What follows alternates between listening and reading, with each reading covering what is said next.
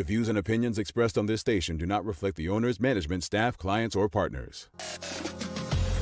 Medical House presents Bermuda's most viewed and listened to talk show. The Daily Hour starts now.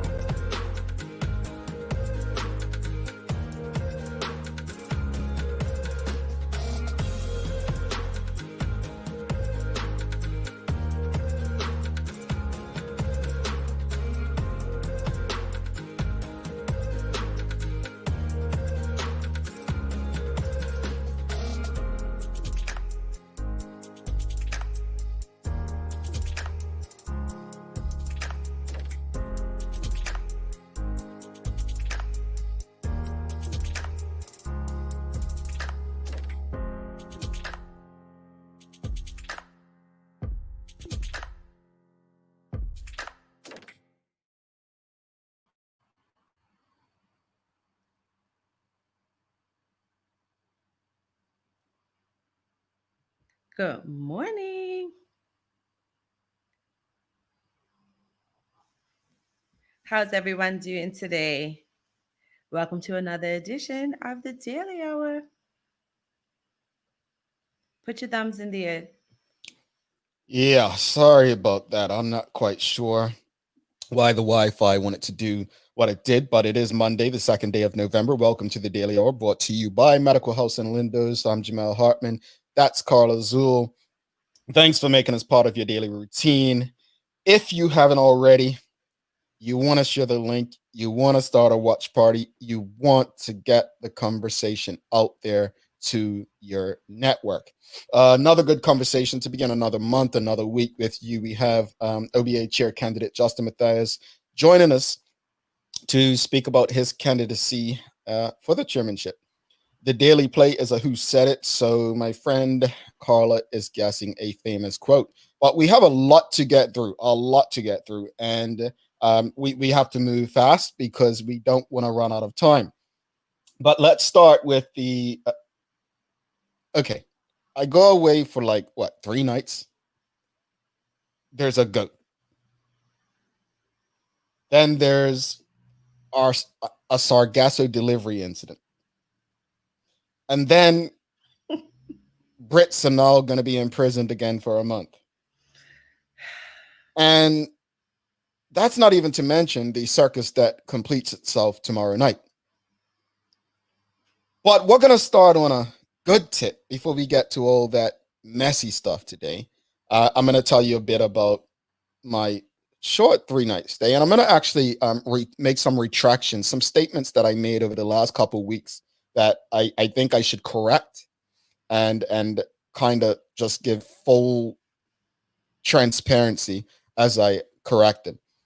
But firstly, happy independence to Antigua and Barbuda.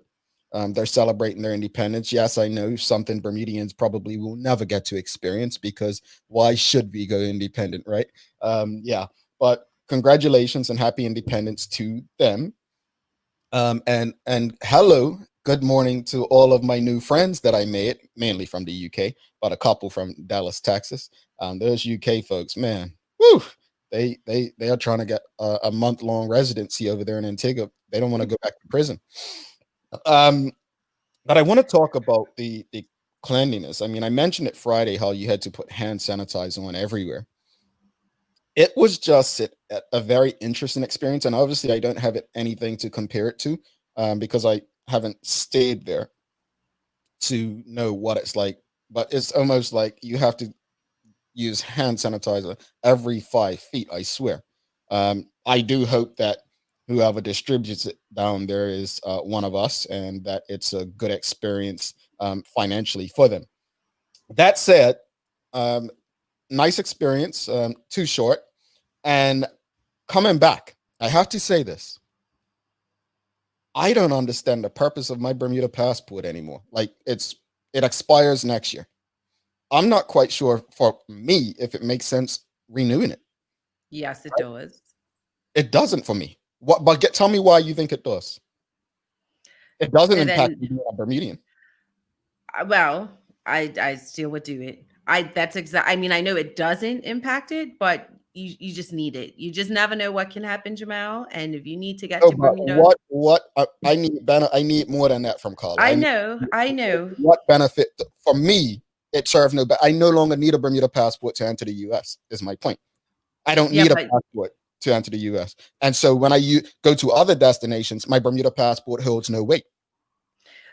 just maybe one day it may hold more weight in Bermuda than anywhere else, and you should have it.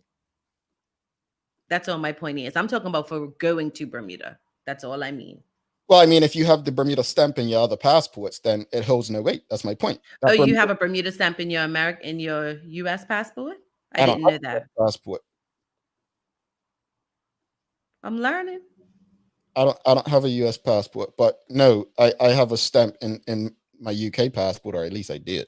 But anyway, Okay. so again, it holds no weight for me. Now I say all that because global entry, I applied for global entry back in March, finally got it September, and I used my global entry. Anyone who's ever been through Miami airport knows that is a process, minimum 2 hours. Well, my travel partner, who usually gets on my case about not having global entry, was quite happy that we were in and out of Miami airport through customs, pretty much the whole process, bags and everything, under 30 minutes. And if you know Miami airport, that is a miracle. To get off a plane, go through customs, get your luggage, and be out.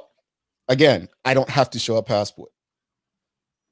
No, maybe it comes to Canada where if I wanted to go north and freeze my ass off, then I may need a Bermuda passport per se, right? But at this current time, I just don't see the purpose of me renewing it. And I think what I want to underline in saying that, Carla, in me renewing it, is the fact that the code in the and I had this conversation with the person I had my interview with. The code is the same as the British. So if I have my stamp, like what's the advantage? That code's giving me lots of headaches when having to go through these states. So, hey. Yeah. What's this coming in reference to? I don't know. I think she means you're renewing your Bermuda passport. No, I don't need a passport to enter the US. That's my point. I don't need a passport. I no longer need one. Elizabeth says you can have a Bermuda passport and still not be exactly the stamp. So that's my point. Like if I have the UK passport and have this Bermudian stamp in there, I don't need the Bermuda passport, which at this current time does not have the its own code anymore. It doesn't use BMU. It has GBR, if I'm not mistaken. So there's absolutely no point in me having a Bermuda passport personally, when I don't need one to enter the US. Alrighty. So Carla, tell me about this goat friend that you met over the weekend. But you said earlier goat. I totally forgot, but that was so funny. So whoever the guy was, he was recording. He was making mockery, first of all, of the guy, already guy that was in the tree running from the goat. Then he tried to confront the goat, and then the goat showed him who was the boss, and then he was up in the tree with his flip-flops on. It was, and I'm glad he recorded it because I don't think anybody would have believed it. It was hilarious. So okay, someone was running from a goat in a so the guy was in a tree, right? There was one guy already in a 4-star pizza guy in a tree. Mm-hmm. And then the guy, as you know, we ridicule and mock and jest. So he was like basically like, oh, what you letting a goat screw you? So then the goat came to him and he was like, I ain't scared of you, but I'll punch you in the face to the goat. And then next he screamed like a woman. Ah! And next thing you know, he was up in the tree with the guy. It was so funny. But the poodle that was with him, and this is the other thing, I'm laughing because you're all hard, but you're walking a poodle. The poodle that was with him and the goat were like, as if they were brethren, like, yeah, suckers, let's go. But it was so funny. It was hilarious. I think what another interesting part is the fact that imagine, okay, dude's up in the tree with his 4-star shirt on, right? And the brethren says, so what time you make to work? And he says the time he makes to work, right? And my thing is, what's the guy name? Mariko Thomas? That's the owner of 4-star? Yes. So imagine there's no social media, right? You remember the old thing, dog ate my homework. There's no social media, right? And you go to Mariko, say, hey, Mr. Thomas, yeah, I got chased in a tree by a goat. You think he's believing that story without video evidence? That is one of the most unbelievable stories. I mean, I go away for three nights and you all have got goats chasing you in trees. It was so funny. For me it was, "But you scared of some goat boy? Wow, punch that thing, but get away." And the goat was coming and he said to the goat, get away. And then he went, "Roar!" And then he's up in a tree. I mean, well, you know, our good friend Guy Moreno, he says, look, there couldn't have been no Jamaican or Trini because that we'd have had some curry and manna water. So, but Oh my God. we have to toughen up when it comes to the goats. We can't let the goats run us out of town. We cannot let the goats run us out of town. But let's transition. We got to go. Sargasso. There was an incident with a Sargasso delivery person this weekend. I mean, 3 nights and all this happened, Carla. So what happens when we go Antigua? Yeah. And again, I'm going to repeat, happy Independence Day, Antigua and Barbuda. Happy independence to you all. One day, Bermuda, one day. But so Sargasso delivery person was in the wrong neighborhood, I'm hearing. And people were talking about with this, well, as we've learned, and it's in the report, this imitation firearm. But I was like, who are these people to tell people they're in the wrong part of Bermuda? That's the thing that annoyed me. Threatening the man, taking his license plate number and all of that. Wow. Interesting.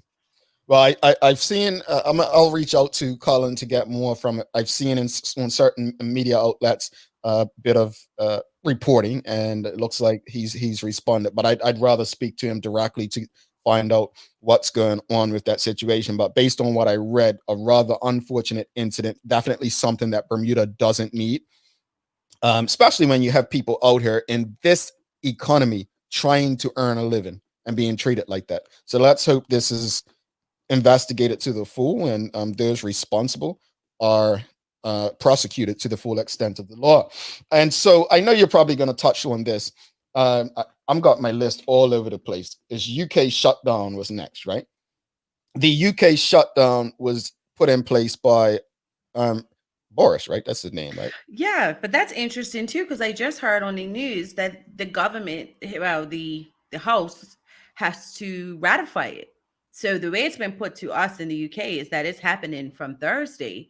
But then they had a politician on to a conservative saying he doesn't agree with it. So they have to vote on it. So it's just but then schools are remaining in. So especially like Manchester, high COVID rates, but yet they're saying schools have to stay in, and if people want to go to places of worship, it's just so inconsistent.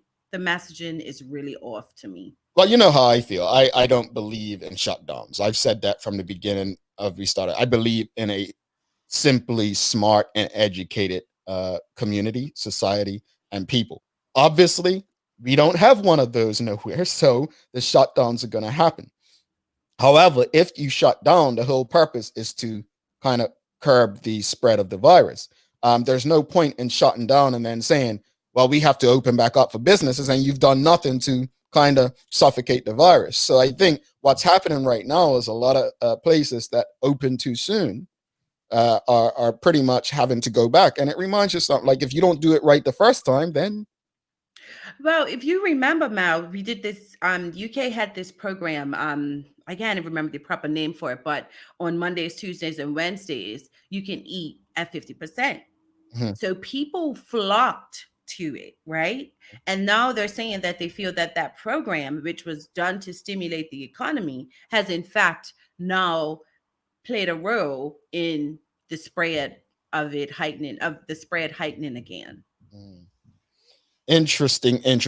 I'm gonna before we go to the news, I'm gonna retract a couple of statements I made over the last couple of weeks. Elizabeth says we are lucky here in Bermuda to be living a somewhat normal life right now, whilst everyone else is locking back down. Well, there's some interesting conversations in Bermuda, especially on Twitter, as to whether or not I got a couple of WhatsApps this weekend saying Bermuda's trying so hard to please all gods. In one breath, you want people to come to the island Like for instance, the UK shuts down and the spread's going growing as well as the US. Does Bermuda keep its borders open? There are people who support the government and saying yes, we have to because of the economy, but then you're doing the same thing that other places did when it grew. So Bermuda's in a tough space. Remember, Bermuda is too small to make decisions on its own. They have to do based on what the rest of the world is doing, unfortunately.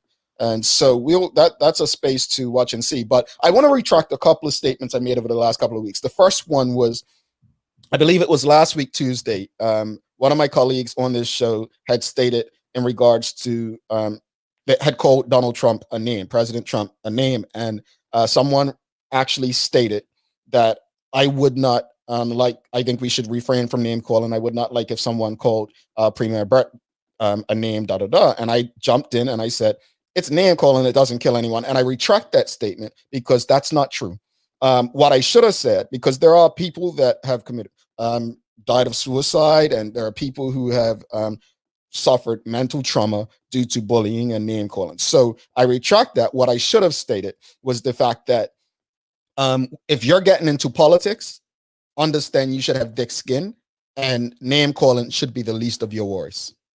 I also should go on to say a person who name calls the way that President Trump does should not have a care in the world when someone calls him one.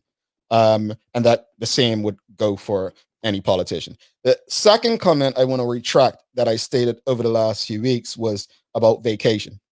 Um, I firmly believe that people should take their time to themselves and vacation. I was not able to do that. I run a company, and there are certain things that need to be done. While I may spend less time on doing these things, they still have to be done because I have clients, and we have people like yourselves who look forward and deserve a certain level of quality. So understanding that when you are in a position where you have the responsibility of things that impact people's lives, then you probably are not able. So I retract that as a way of saying, you know what, vacation and time to yourself is important, but scheduling time is probably of the utmost important, making sure you have a right schedule. So those are two comments I wanted to retract and just be very forthright and honest with the audience because we're family like that. And I have nothing wrong with people telling me, you know what, maybe you were wrong or maybe you should reword it.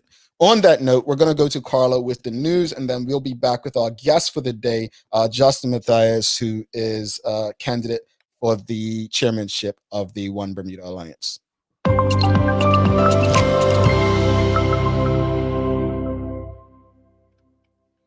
A 41-year-old man was arrested and a replica firearm recovered after an alleged incident at a house, police have said.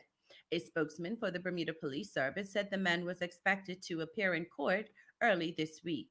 The alleged incident happened at a house in Hamilton Parish on Wednesday. Transport Minister Lawrence Scott says government had little space to bargain with airport operator Skyport after it announced it would hand over $15 million to the firm to cover lost revenue. The cash is to cover the costs of the loss of business over the summer, the normal peak period caused by the COVID-19 pandemic. Mr. Scott saying, there is not much wiggle room in the agreement, but we are trying to wiggle in the little bit that we do have. The airport authority provides oversight to make sure Skyport is held to every letter, every dot, and semicolon in the project agreement. If there are any options, they are being explored. News of the payout came a month after $5.7 million was handed over to Skyport for losses from April 1 to June 30th, the height of the pandemic crisis. But Skyport said the revenue losses far exceeded the payouts. A pressure group set up to protest against pollution from Belco said it recently had productive talks with the company. The Bermuda Clean Air Coalition, set up by residents and business leaders affected by pollution caused by its stacks and machinery, were speaking after a town hall meeting organized by Belco. Belco gave the group a presentation on the new North Power Station and the work being done to cut down on pollution. Denise Revere, a founding member of BCAC, said the meeting gave the neighbors the opportunity to share concerns and stories about how the pollution is impacting their roofs, their cars, and their health. There was a variety of expressions of frustration and anger over the pollution caused, especially by the North Tower. The Balco leadership team did a really good job of listening and allowing members to share their concerns. Those stories were all courtesy of the Royal Gazette. Jamal, what's your favorite food that's white on the outside and yellow on the inside? No idea what you're talking about, so I don't have one. I'm gonna say. Far from demonic, deviled eggs are a tasty treat often found in buffets, parties, and often served at a starter at dinner. They are usually made simply by hard boiling eggs, slicing them in half, and making a mixture with the yolks using mayonnaise and mustard.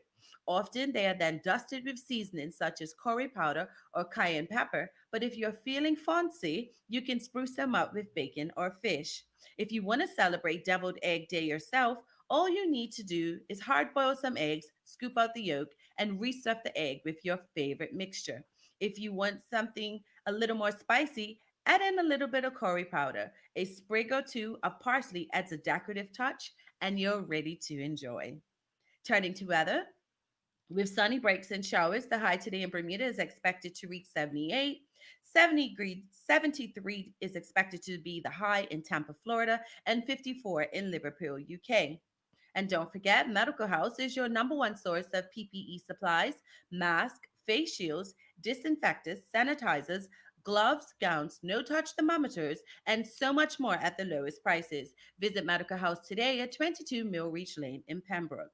And it's Reggae Mondays all day on the full 100 radio. So don't miss the mix with Juggle and Jason from noon to 3 p.m. Bermuda time.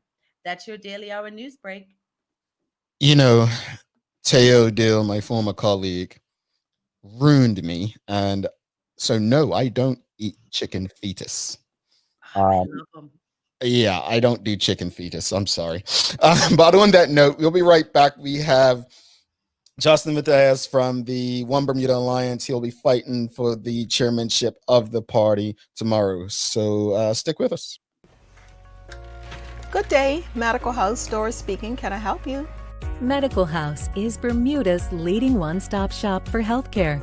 Medical House is a great resource for Leroy. The service is excellent. Medical House is best known for its uniforms and footwear. It has hundreds of styles of scrubs and nurses' uniforms for health professionals. Bermuda's top doctors, dentists, care homes, and the hospital choose Medical House for a wide range of products. These same professional quality products are available to you for home health care.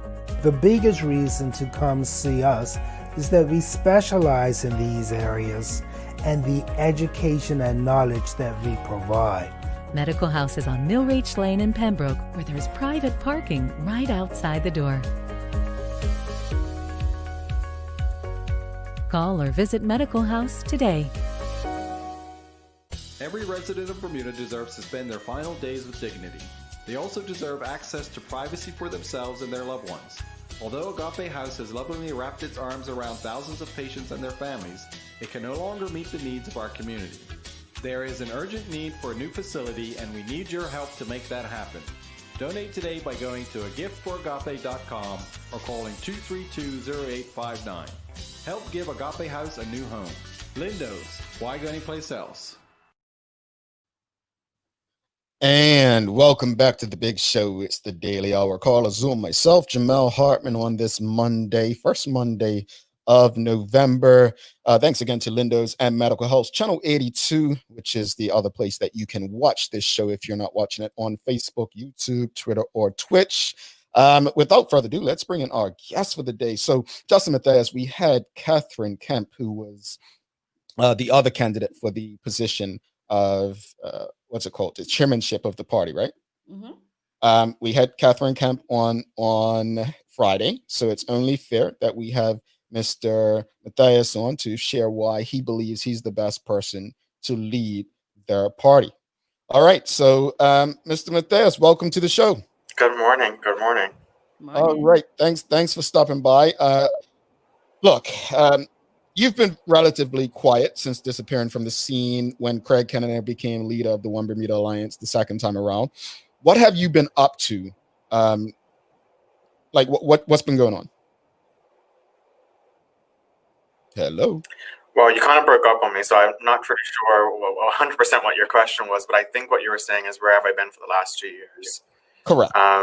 You know, back in 2018, when Craig Cannonier took over leadership, there was some reservations about individuals in the room that I wouldn't support Craig in the best way that I could support him.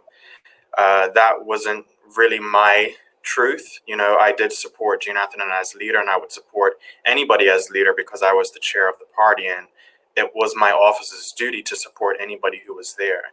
But my focus was on making sure that things were done procedurally, and there were some things at the time that weren't done procedurally.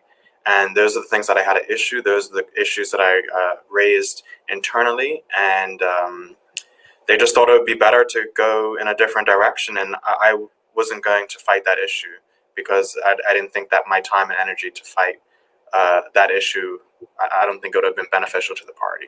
So I stepped aside and I let them do what they needed to do in the last 2 years. And that's where we are now. Alrighty. So, okay, you, like many others, like myself, Carla, and the entire country of Bermuda, we saw the One Bermuda Alliance get beaten badly in the 2017 election. An even bigger defeat in the 2020 elections. Why do you believe, when so many others don't, that this political group can make a comeback? Well, really, when you look at the proportion of the population when it comes to the proportional vote, it looks a little bit better than what the actual MPs look like, right?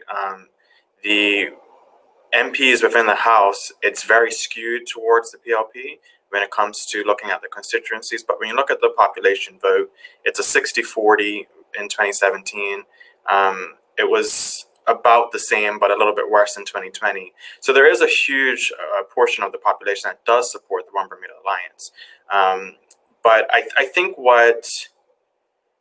the way that we see it internally is that there are things that need to be done within the party. The branches need to be up and running. The regions need to be up and running. We need to give our volunteers and our supporters the right resources in order to be able to be successful in their elections. And what's been happening in the last couple of elections is that we only get our stuff together for the 6 weeks for the election. And we're not together when we're not in election mode. And the Bermudian people, you can't just come to the door 4 weeks before an election and try to get a vote. Those days are over. So what really needs to be done is there needs to be a whole entire strategic plan over the next 2 years, 5 years, 10 years that says this is what we're going to do. We're going to get candidates for each and every 36 constituencies out there right now. And they're going to be canvassing and talking to the people within their areas for the next, 5 years until the next general election. And that process has never been done. And people are a little bit short-sighted in the sense that they believe in political expediency and they don't really think about the long-term goal. And the long-term goal is really to say that this is an organization that allows individuals to flourish. If they want to serve our country, it is an organization that is beneficial to them to learn and grow and be able to provide that service to the community. And we haven't really been able to do that because there's just been too many internal political expediencies, who's undermining who's taking the top seat. And the focus hasn't been on the Bermudian public and the organization behind the scenes in order to set that up. And I believe that's the work that needs to be done now. Gotcha. A lot of noise coming from your end, Carla, but go ahead. I don't know why. So I have a question, though. You're coming through very low, Carla. Can you hear me now? Yes. Sorry, my apologies. So question for you, Justin. You said about the days of the, canvassing the 4 weeks before. Then what would you say then to the FDM? Because in regards to the FDM, because they gave, although they may not have won any seats, they gave the OBA a run for their money just maybe 3 weeks before the election. No, they didn't give them a run for the money. They actually beat OBA candidates in quite a few constituencies. Yeah, I think the focus is especially Somerset, right? Somerset has never been on the map for the OBA, and nor the UBP. And what FDM was able to do was able to give that fresh perspective to those constituencies in the West that really have just been 100% PLP since since the beginning of time, right? So FDM came in with a more honest approach when it came to putting out candidates that were from that constituency. If you look at who the OBA put out, you did have some people that were from the constituency, but you did have people that have never been in that constituency. But the FDM had local people within those constituencies and reaching out to people to build up that trust in a more genuine way than the OBA. So that's why they were so successful in the West. Well, Justin, I don't think it's just the West, though. I mean, I think when you look at Desmond Crockle down there in against cousin Derek Burgess, and that's not the West. That's not the West. So I get your point of putting familiar people in familiar places, but I think it can be said that, at the end of the day, the FDM were able to do something that the OBA has failed to do, in what you're saying, and that's put familiar people in familiar places to give them an opportunity to govern for the people. I think that's probably more on the lines of what we saw. Well, what I was getting at, Jamel, was that the FDM beat the OBA in the West. The FDM did good in other areas. I'm not going to dispute that, but they beat the OBA in the West. And you have to look at why did they beat the OBA, an established party, in those constituencies, given the 3 weeks, like Carla said in her question, why? And I think that's the most telling thing, is that in those constituencies in which the OBA came third, why? And is that the good footing that they need in order to be successful in the future? Mm-hmm. Gotcha. It's definitely an interesting, I guess, conversation after the fact. But let's move on a bit. Obviously, the election happened. We knew that. I mean, many predicted that the OBA would have a new leader by the end of October. That kind of turned out to be. Mr. Cole Simons, not quite sure if that's a short-term solution, but just doesn't seem like a forward-thinking move by any political party that's looking to gain ground from a personal perspective. But why do you believe that you'll make a better candidate than Catherine Kemp for the One Bermuda Alliance? What do you believe that you can contribute that Ms. Kemp maybe can't? I would say this one thing about Cole Simons. I think you can see that Chris Famous wrote an editorial. The PLP has congratulated Cole Simons. I believe he is the right person for the job at this point in time. He's trying to take the party in a fresh perspective. He's not one to sit there and do political theater. He's one that is focused on getting the job done. And that's what I am trying to do. I'm trying to get the job done. I've been there before. I know what the job requires. And the job requires a lot more than it did when I was there in 2018. And the point about it is that we as an organization, given that Cole is now the leader, and we didn't have many options when it came to leadership, we're going to have a chair that's going to be more vocal, that's going to be part of the community, that's going to get candidates in the room, that's going to show that we are a future and forward-looking party.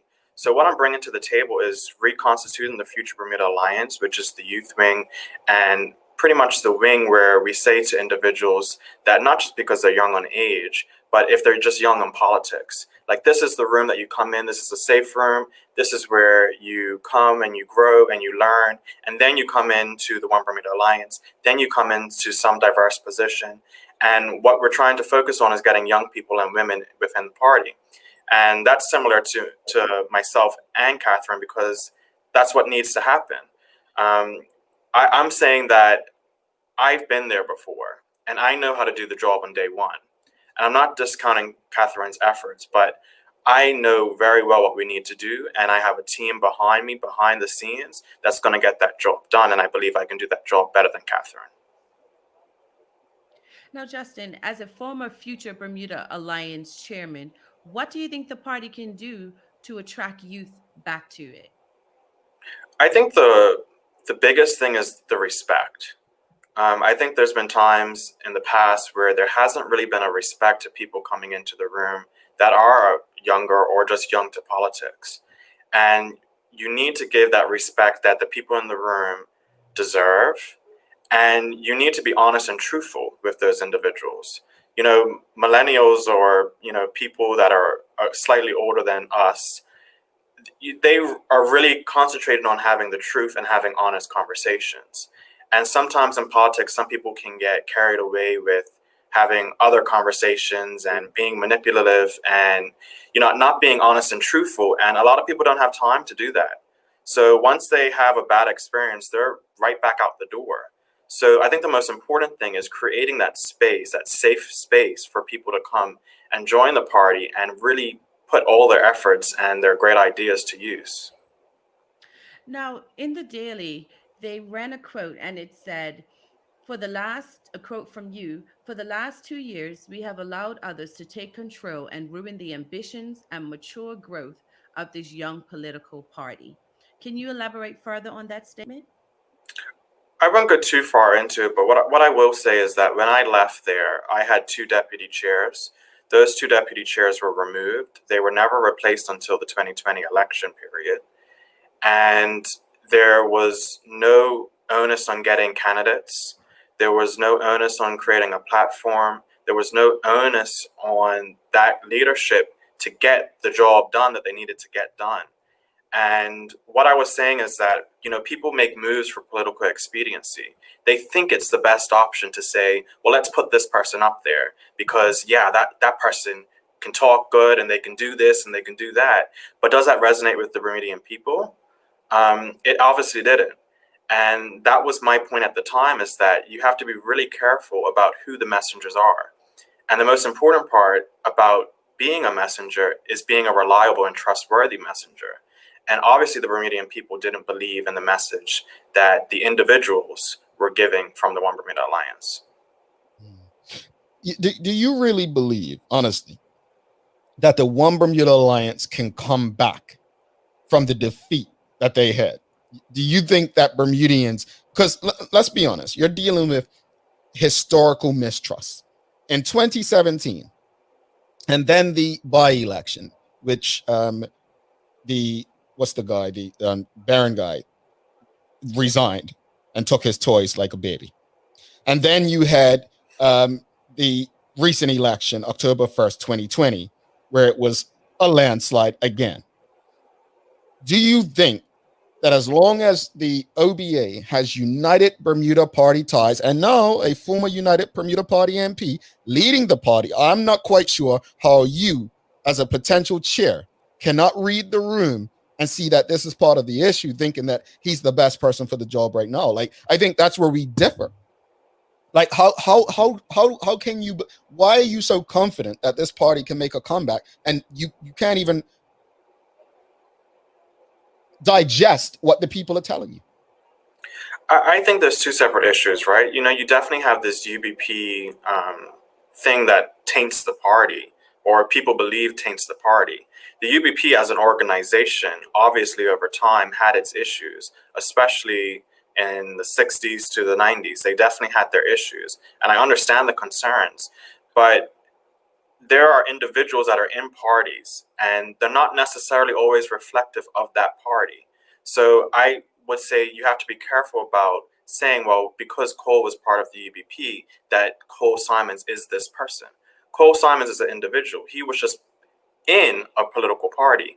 And my biggest message is that we are not always the people that make up the political organization. We have, as a political organization, have to make a philosophy. We have to have our values. We have to have our ideals. And those are the things that guide us.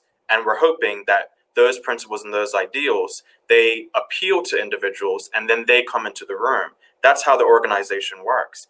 And I think it's semantics in the sense that the PLP want us to believe that everybody that was in the UBP is evil or, some terrible thing, but they're individuals. They're individuals that serve the country. They're individuals that stand up in the Hill every single Friday and they fight for you and they speak on issues that pertain to you. So I don't think that the messaging around the UBP, I think it's skin deep. It's more about the individuals that are coming on your doorstep and having those conversations about how they can help you. And that carries more weight. The whole UBP narrative is just a narrative that the PLP wants us to believe in. And I understand the narrative from. Hold on, Justin. I think you're undermining the very people that you need to win. When you keep saying it's this PLP narrative, I don't think the way I do because the PLP is out here influencing me. That's where I think you guys go wrong a bit. You in particular to state that because it's extremely disrespectful to the electorate to act like people feel a certain way. Now, in regards to what you're saying, I agree. I ain't never smoked weed a day in my life.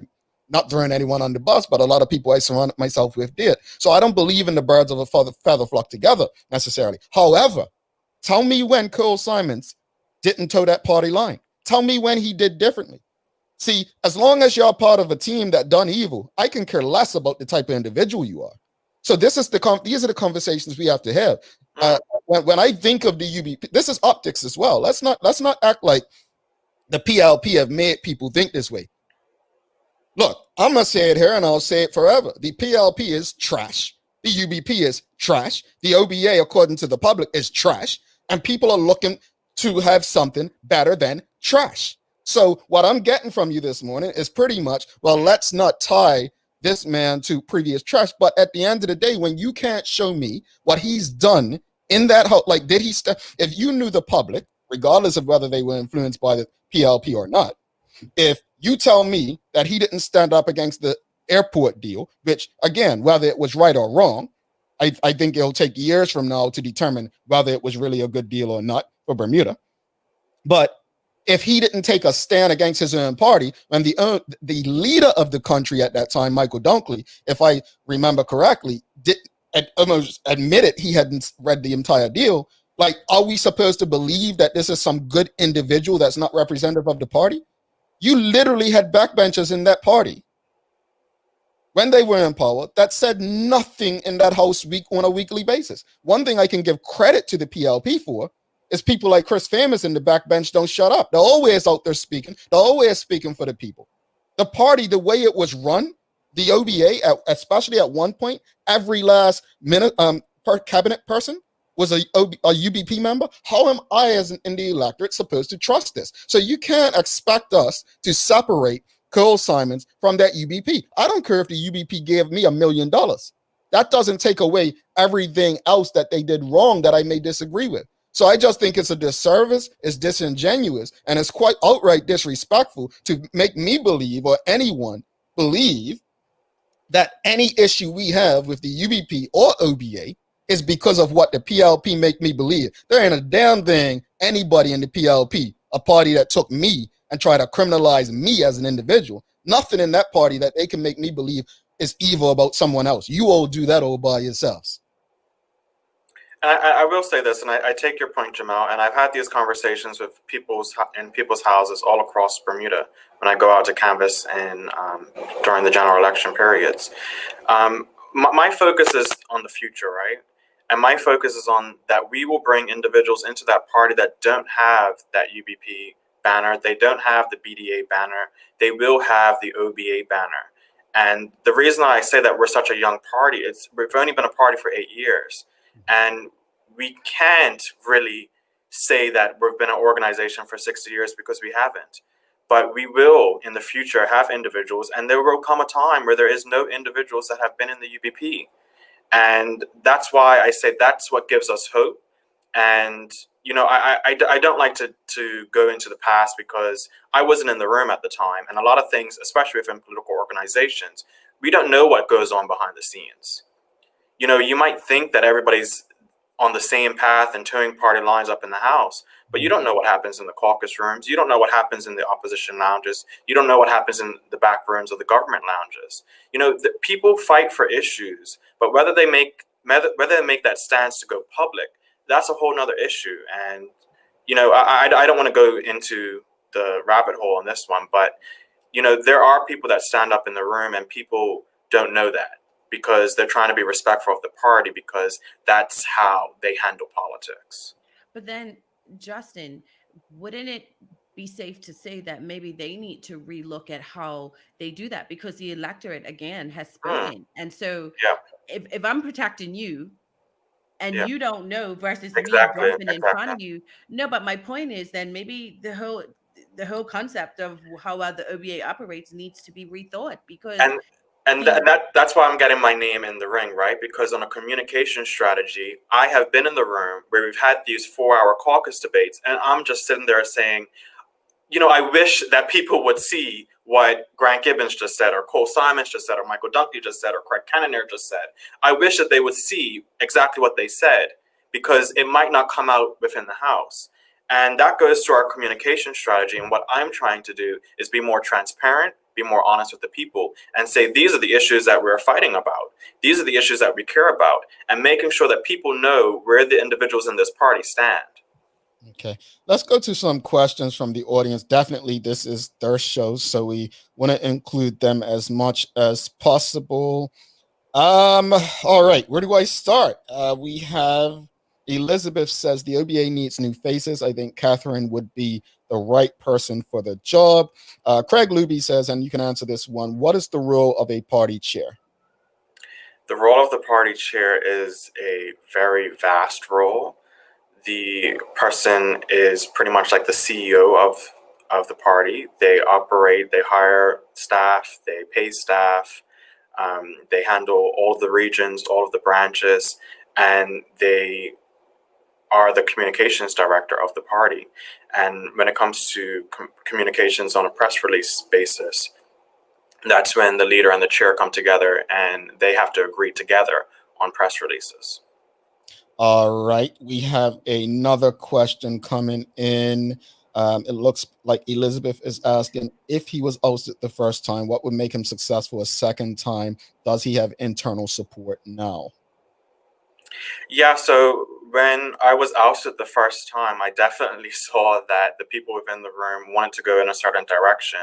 And I wouldn't say I wasn't going in that direction. I would have been in that direction. I would have supported the team, but they didn't believe that I would. And I did not have the time to spend the energy to say, well, yeah, I actually do believe in us getting this and doing this and rebuilding the party. But I said, you know what, what's more beneficial to you is to have a fresh start. Here's the keys, and, go ahead and go.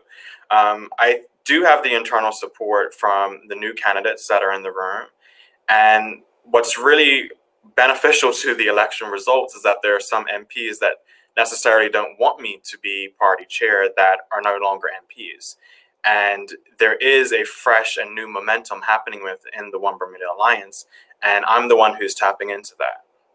All righty. Let's go. More questions coming in. Mr. Tolbert says, it sounds like Mr. Mathias is saying there's a struggle between the youth and established politicians within the party. Is it time for new growth to break away from the old OBA UBP politicians and start their own party to join the FDM if the OBA youth is not being heard?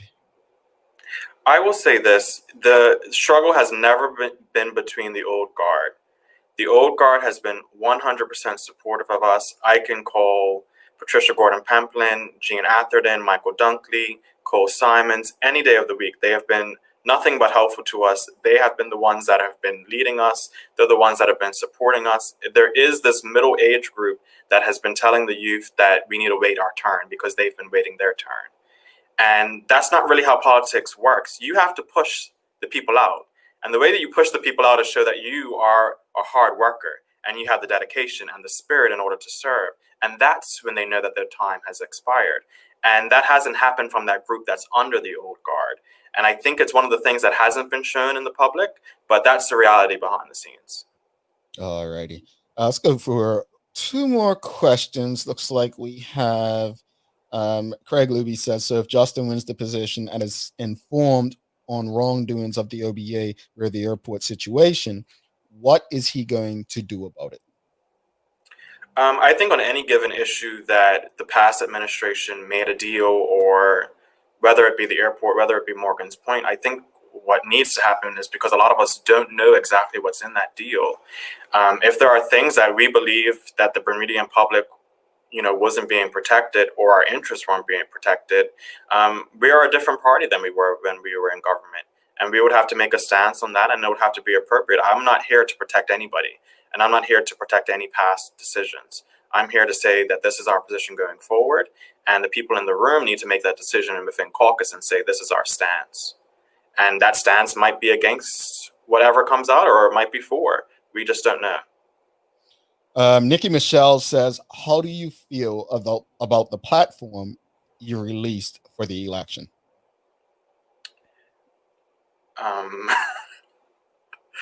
I looked at the platform for the OBA's election for 2020, and there were some good things, and there were some things that were very questionable. I didn't spend a lot of time looking at that because it came out so late, and I had an exam on the September 25th, and I was helping Tariq Smith in constituency 24. So I didn't really have a lot of time to read it, but I knew, just like anything else that was in that campaign, that it just wasn't up to snuff. All righty, Mr. Mathias. Honestly, I appreciate, and actually, this person just wrote what I was going to say. I like his honesty and transparency. I really appreciate you, even innocent at times, speaking from what you believe is right. How do you plan to get support from the old members? How will you avoid becoming one of the same old? She's saying. Like I said before, if we're definitely talking about the old guard is definitely behind getting new and fresh people there. Their reservations this whole entire time is having the people that are going to do the real work, that are going to speak up in the House, that are going to be there and canvass in those constituencies and make sure that they represent the people. And that's always been the case. We had a 2-year break where there were individuals that said that they've been waiting in the background this whole time, and it's our turn to take over. They had their 2 years of takeover, and it didn't work out for them. So the youth is coming, the women are coming, and we're taking over, and we're heading in a new direction. All righty. Seems like you weren't that interested in the OBA's last election coming up, but on the 1st of October. But I will say this: I honestly appreciate you stopping by. All the best to both yourself and Catherine, and whoever shall be the winner. What I will say is that I think I speak for many Bermudians, regardless of who they support, that the island, the country, the electorate needs a functioning opposition, a strong opposition. So my hope is that egos will be put aside and everyone will be able to give the Bermudian people what they deserve from a perspective of strong opposition to make a functioning government for the people. So thanks again, and we'll definitely hold the door open for you if you want to come back again. Thanks. I appreciate you guys for having me. No problem. Justin Mathias, OBA chair candidate for the, I think it's tomorrow night. So election night. I think it's tonight. Tonight? Oh, okay. November 2nd. Oh, okay. So tonight. Tomorrow. It's tomorrow. Okay. Yeah, tomorrow. Okay. So big election night tomorrow in the US and Bermuda. We have the opposition going for the chair of the party. I'll say this much, and I truly do. Look, I just have no faith in any political party. And I don't think I should. I don't think I should. None of us should live lives where we're dependent on government. I think our problems lie in where government interrupts our way of living, where we're able to provide and give ourselves the best for our families and, the like. But I have no faith in a politician to do what's in the best interest of the electorate. I believe politicians in a Bermuda context as well, especially, do what's in their best interest to get reelected first and foremost. I think that's what they do. It's a game to many of them. When you look at the PLP, for the most part, it's a job and it's a game. How can I play this game because most of them don't have anything else to fall back on. When I look at the OBA, it's about power and control. My hope is that we can get over those things. You can get over those things and focus on what's in the best interest of the country. I think there are people who want what's best for the country, but that only comes after what they can get out of it. That only comes after what they can get out of it. I would have to agree with what's Mr. Craig Luby. It's a badly played game.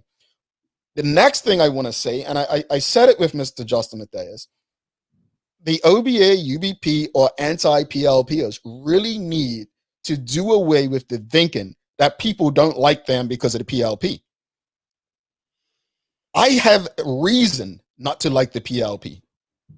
I think the PLP, and this is why I believe the FDM, who I don't support either, But I think the FDM is what Bermuda needs in terms of what they can do.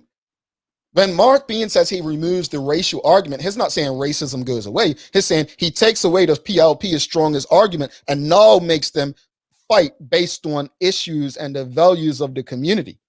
That's what Bermuda needs.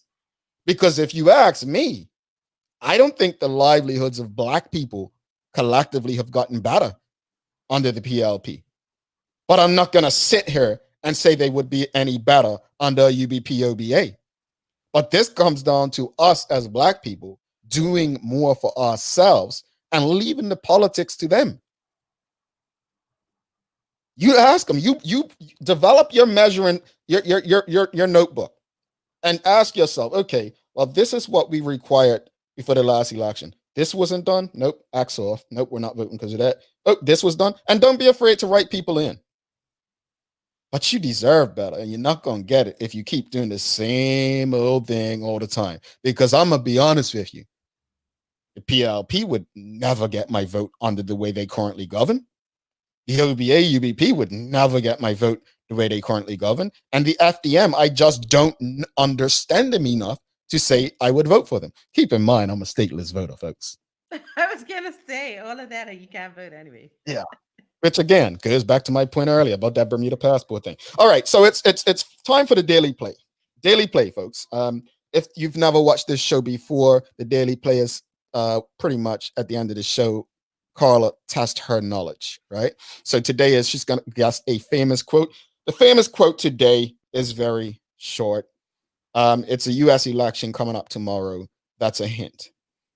Quote, "We must turn to each other and not on each other." Who said it? Joe Biden. You said it was No. easy. Okay. No. But it's a person who ran for U.S. election. No, I got you. Before. It ain't Kanye because he too cool to think of that.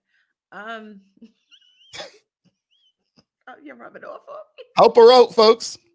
Say it one more time. We must turn to each other and not on each other. The lady, Sarah Palin. It's a gentleman. Oh. Bill Clinton? Nope. Just someone who ran or someone who won? Give me some hints. Someone who ran. Okay. Ross Perot? No. I'll give you a hint. They ran in the 80s and they're a Black male. Oh, Jesse Jackson. You got it. All right, Jesse Jackson. That was definitely Jesse Jackson. Carla, what you got for inspiration for us? What sets you apart can sometimes feel like a burden, and it's not. And lots of the time, it's what makes you great. Emma Stone. Emma Stone. Thank you for that, Carla. Any final words before we head out for the day? Everyone have a beautiful week and just make the most of the littlest blessing. All right. And folks, don't forget, it's a lot going on this week. We have the U.S. election tomorrow. We'll have former police commissioner and former Senator Jonathan Smith joining us on Wednesday. And then we'll end the week with Dr. Reverend Maria Seaman. So we'll be, I'm happy to have both of these individuals joining us on the Daily Hour. Should be good conversations. And I'm looking forward to having them with you. I would say I've had a vacation. I'm refreshed, but that's not necessarily true. But with you all, we're going to make the best of every opportunity to have a conversation. Your outfit was cute. What's that? Your outfit was cute. The one I had on Friday? The yellow one. The yellow one. $5 on Amazon, folks. On that note, we appreciate you. We love you. And we thank you for making us part of your daily routine. If all goes well, we'll be back to do this again with you tomorrow. Carla's babies, get well. Thanks for tuning in to the Daily Hour, brought to you by Medical House. All recorded episodes and highlights can be found at thedailyhour.com. Stay connected with us by following us at The Daily Hour on Facebook, Instagram, and Twitter.